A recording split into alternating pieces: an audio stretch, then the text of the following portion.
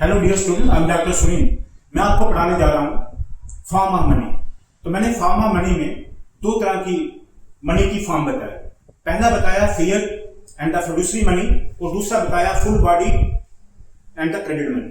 अब fiat money क्या होता है? फिएट मनी होता है वो मनी जो गवर्नमेंट ऑफ इंडिया की अथॉरिटी से इशू हुआ है।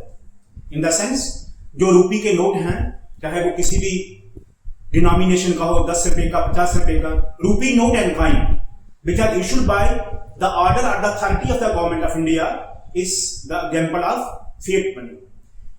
Fiduciary money ये वो करेंसी है जो because of the trust बना है। This is being used as a medium of exchange because of trust between the payer and the payee. लेने वाला भी उस पर ट्रस्ट करता है और देने वाला भी उसको ट्रस्ट करता है। This is because of our banking system. ऐसा हमारे बैंकिंग सिस्टम के कारण से है कि हम चेक देते हैं और दूसरा उसे एक्सेप्ट करता है। वही मैंने लिखा, देखिए, फिएट एंड फिडुशियरी मनी। ये लिखा है, fiat money refers to that money which is issued by the government and the people of the country are bound to accept it. हर कोई उसे एक्सेप्ट करता है। नोबडी कैन डिनाई कि मैं इस करेंसी को एक्सेप्ट नहीं करता। Example, rupees and coin issued by the government of India.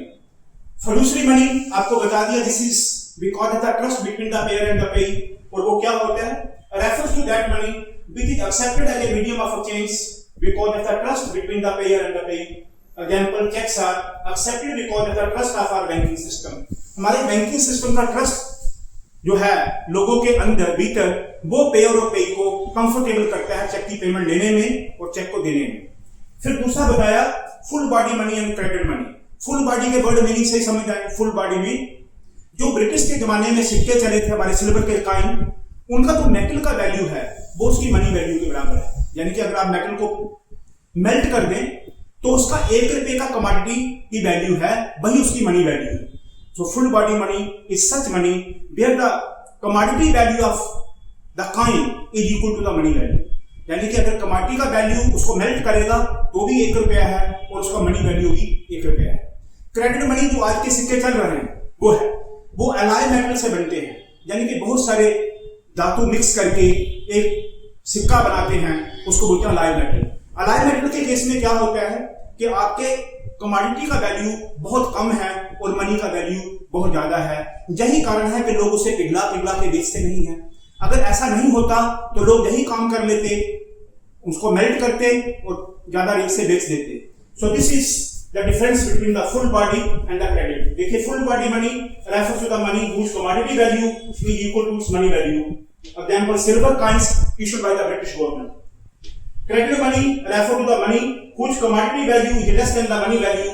Coin of alloy metal, जो मिक्स करके मेटल को, जिसका कमोडिटी का वैल्यू बहुत कम है मनी वैल्यू की तुलना में। आशा करता हूं आपको समझ आया होगा।